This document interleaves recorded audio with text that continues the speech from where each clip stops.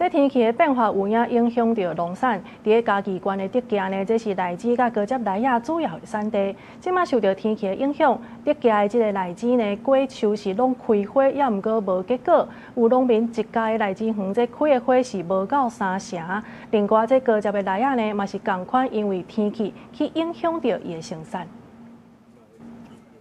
农民向大家来说明，高只来我以为接机到冬的状况，涂骹满满一地，拢是第一批接机失败加掉的。农民讲，想讲接经济价大家，但是较好生长的品种，结果接机开花状况也是无理想。伊70公顷的果子园只有成功2-3成。以我的经验，我来看吼是安尼，咱今年这个气候无讲足顺啦吼，雨水嘛足少啊，空气中足干燥。啊，你开花迄段时间啊吼，因为空气中干燥，佮 拢无雨水啊吼，未授粉。迄花开起来是真水哦，但是伊未授粉。除了高只梨以外，伫德基地区有570公顷的荔枝，嘛因为天气的关系，荔枝毋是拢无开花，也无就是只有开花无结果。